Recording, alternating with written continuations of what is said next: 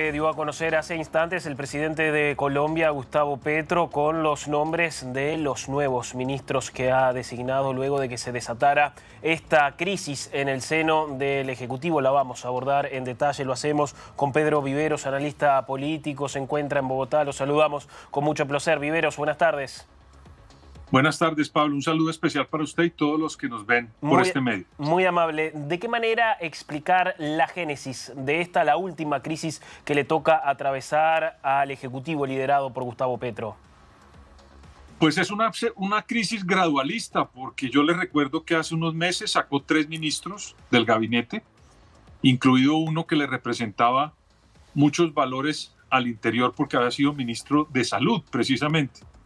Luego sacó al director de la Policía Nacional hace unas semanas y pues esta es la conclusión de una crisis que, le repito, yo creo que él venía anunciando hace rato para poder tratar de quedarse con el grupo político que él representa, porque con esta gradualidad de la crisis que le digo yo, al final terminó siendo cobijado por sus amigos históricos de su movimiento político. Incluso muchos de los nuevos ministros fueron secretarios, que son los ministerios de las alcaldías en Colombia. Entonces, pues fue una crisis gradual, un sacudón para poder quedarse con su grupo político cercano.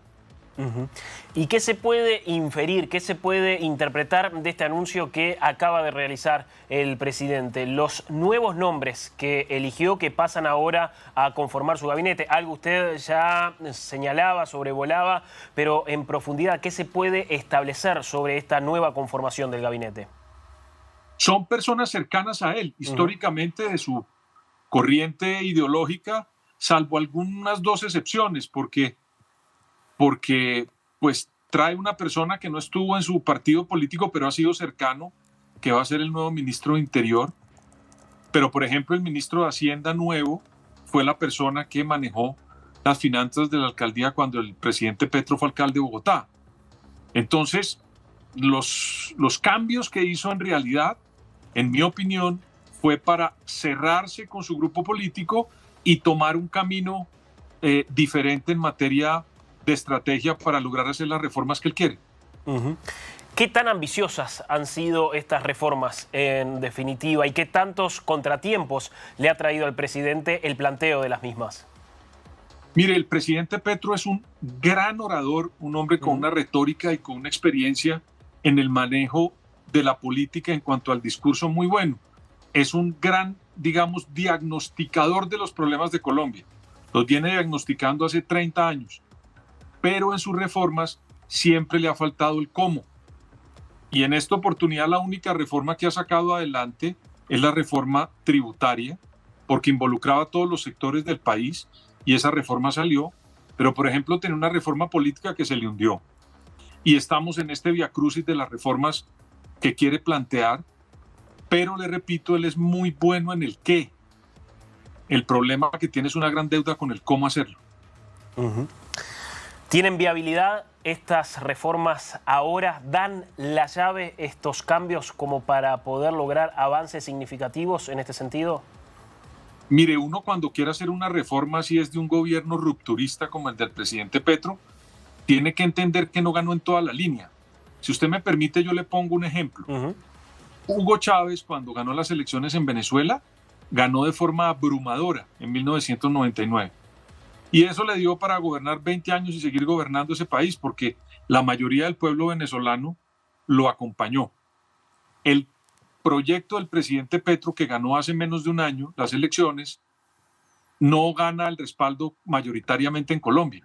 Y si usted no tiene el respaldo mayoritario y quiere hacer unas grandes transformaciones, le toca moldear acuerdos.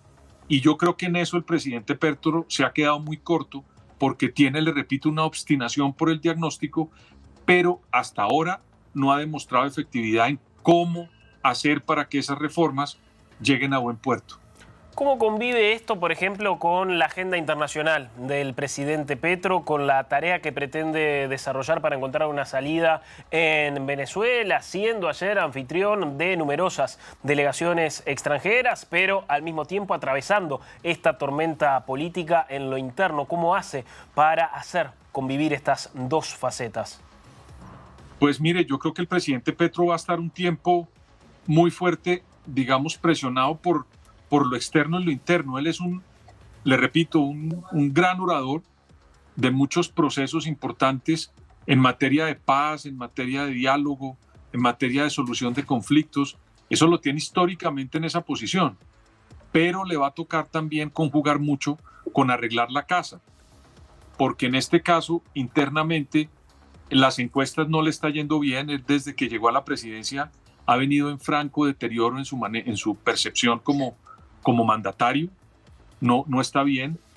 Y creería yo que por lo que está ocurriendo ya en la realidad para aterrizar sus reformas, pues le va a tocar conjugar mucho el trabajo externo con poner la casa en orden, porque ahí hay unos problemas y una deuda todavía muy grande en su gobierno. Y ahora se acercan unas elecciones regionales, que esto que está haciendo el presidente Petro en discurso le puede ayudar para esas elecciones regionales, pero le repito que hay unos problemas acá en Colombia muy graves en materia de reformas.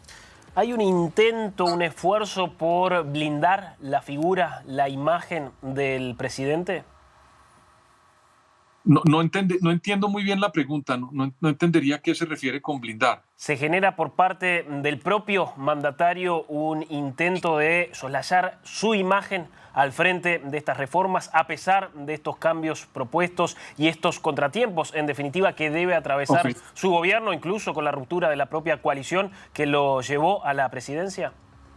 Claro, ya entendí. Perdóname mi ignorancia en la interpretación. Pero sí, lo que creo es que el presidente Petro está luchando por tener como coraza la idea de reformas que él tiene y con las que ganó la presidencia. Pero le repito que él no ganó de manera mayoritaria. Y para hacerlas en un país que está totalmente dividido, le toca persuadir a mucha gente. Y yo sinceramente en estos 10 meses no he visto por parte del gobierno del presidente Petro un ánimo de persuadir, de tratar de gestionar las diferencias. Ojalá que en esta oportunidad, cuando hizo estos cambios donde se cerró con su equipo, pues pueda comenzar a mandar unos mensajes, pero hasta ahora no los ha llevado a cabo. Le repito, no tiene unos buenos índices de aprobación y se acercan unas elecciones. Entonces, de pronto, lo que va a ocurrir, Pablo, es que el presidente va a quedarse con el discurso, pero sin llevar a cabo las reformas. Retomo esta situación que lo tuvo ayer en el centro, además a Gustavo Petro, por haber sido anfitrión de esta conferencia para abordar la situación en Venezuela. ¿No son demasiados los frentes abiertos en lo interno como para también tomar un rol protagónico en situaciones externas?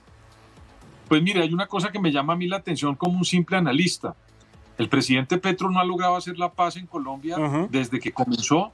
No han arrancado las mesas de manera cierta, pero quiere y pretende buscar la paz de Venezuela y la paz con los otros países. Yo creo que el presidente tiene que dedicarse mucho a hacer un trabajo interno para lograr consolidar lo que quiere primero en Colombia, en el país, y luego irradiar la imagen que él quiere tener hacia afuera. Porque de pronto en ese ejercicio de pretender sacar mucho provecho de su imagen internacional, la casa se le puede terminar complicando. Tiene acá muchos retos. Aquí él quiere negociar con el ELN, con unas disidencias, con unos grupos criminales, y hasta el día de hoy no se ha sentado ninguna de esas mesas a ello. Pero también convoca a la ciudad de Bogotá, a un grupo de países para resolver el problema de Venezuela. Yo creo que tiene unas ambiciones muy grandes. Él tiene solo 4 años de mandato y creo que primero tiene que resolver los problemas internos del país. Está claro. Viveros, gracias por estos minutos, por esta interpretación. Ha sido muy amable. Pablo, muchas gracias. Que pase bien. Era Pedro Viveros, analista político, en vivo.